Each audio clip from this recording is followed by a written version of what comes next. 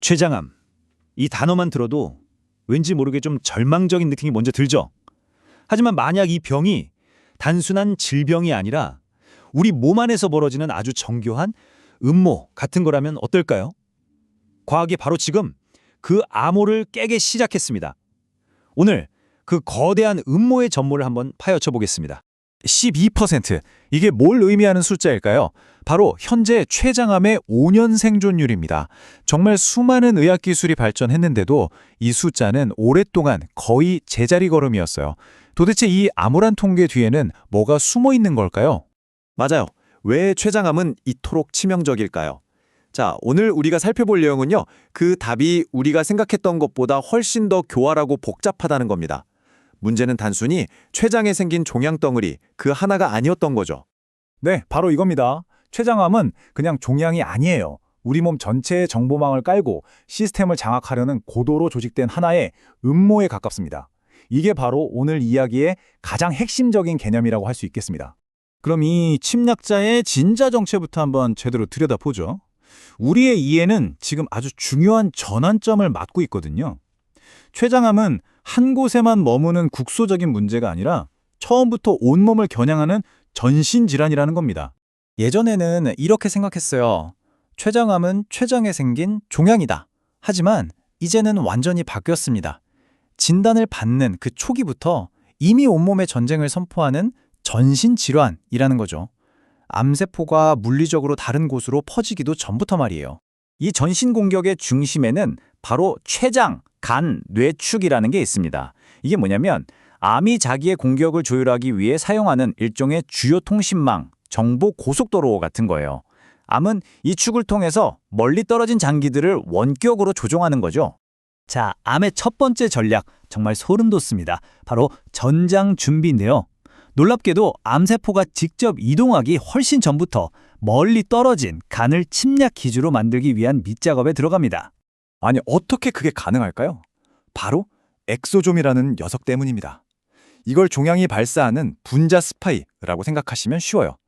이 작은 정보 캡슐들이 비밀 지령을 담아서 혈관을 타고 다니면서 간의 방어 시스템을 내부에서부터 무너뜨리는 겁니다. 이 과정은 딱 세 단계로 이루어집니다. 먼저, 종양이 엑소좀을 마구 쏘아대요. 둘째, 이 엑소좀이 간세포들을 재교육시켜서 암세포가 살기 좋은 환경을 만들게 하죠. 마지막으로 암세포가 딱 도착했을 때 이미 완벽하게 준비된 비옥한 토양, 그러니까 전이를 위한 아늑한 보금자리가 만들어져 있는 겁니다. 근데 암의 전략은 여기서 그치지 않아요. 단순히 침략하는 걸 넘어서서 우리 몸의 아주 중요한 인프라, 즉 네트워크를 아예 통째로 납치해서 자기 것처럼 써버립니다. 어떻게 우리 몸의 네트워크를 장악하는지 한번 보시죠. 신경주의 침윤, PNI라는 현상을 주목해야 합니다. 이건 암과 신경계가 맺은 뭐랄까 아주 불경스러운 동맹이에요. 암은 신경을 이동 통로로 쓰는 걸 넘어서서 더 놀라운 건 신경에서 세린 같은 영양분을 직접 공급받는다는 사실이 밝혀진 거죠.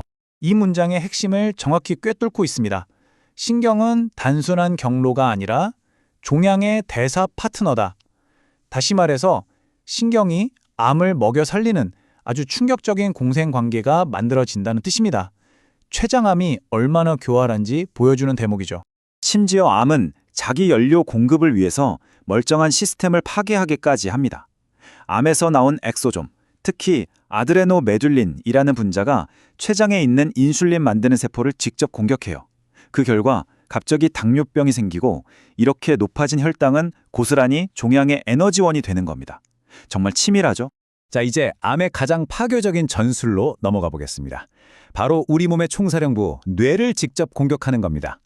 췌장암 환자들이 겪는 가장 심각한 증상들이 사실은 이 뇌 공격에서 시작됩니다. 췌장암 환자들이 왜 그렇게 극심하게 체중이 줄어드는 걸까요? 악액질이라고 부르는 이 증상, 단순히 식사를 못해서가 아닙니다. 암이 뇌를 직접 조종해서 벌어지는 일이에요. 메커니즘은 이렇습니다. 암세포가 GDF15라는 신호분자를 뇌간으로 직접 쏴요. 그럼 뇌는 강제로 식욕 스위치를 꺼버리고 동시에 신진대사 엔진은 최고 속도로 돌려버립니다. 결국 먹고 싶지도 않은데 몸은 에너지를 미친 듯이 태워버리는 파괴적인 상황이 벌어지는 거죠. 암과 관련된 우울증도 마찬가지입니다. 이것도 생물학적 공격의 결과예요. 원래대로라면 트립토판이라는 물질이 우리 기분을 좋게 하는 세로토닌으로 바뀌어야 하거든요. 그런데 암세포가 아이디오1이라는 효소를 이용해서 이 트립토판을 가로채요. 그리고는 키노레닌이라는 신경 독성 물질로 바꿔버립니다. 행복 호르몬은 바닥나고 뇌는 독성 물질에 노출되는 거죠. 자, 지금까지 췌장암이라는 적이 얼마나 무서운 전략을 쓰는지 살펴봤습니다. 좀 암울하게 들리셨을 수도 있는데요. 하지만 이제부터는 희망에 대한 이야기입니다. 과학계가 이 교활한 적의 전략을 파악하고 그에 맞춘 새로운 반격을 시작하고 있습니다. 이 표가 모든 걸 말해줍니다. 정말 흥미롭지 않나요? 과학자들이 이 전력들을 하나하나 어떻게 격파하고 있는지 보세요. 체중 감소를 일으키는 GDF-15 신호는 폰세그로맙이라는 항체로 막아버리고요. 우울증을 만드는 아이디오1 효소는 에파카도스타트로 억제합니다. 신경을 장악하는 데는 베타 차단제를, 그리고 암의 핵심 유전자인 KRAS 돌연변이는 RMC-6236 같은 신약으로 직접 공격하는 거죠. 이것이 바로 새로운 패러다임의 등장을 의미합니다. 핵심은 이거예요. 더 이상 종양덩어리 자체와 싸우는 게 아니라 암이 우리 몸 전체에 구축해놓은 통신망과 보급로, 즉 그 거대한 네트워크 전체를 해체시켜야 한다는 겁니다. 자, 미래 췌장암 치료는 어디에 집중해야 할까요? 눈에 보이는 종양 그 자체일까요?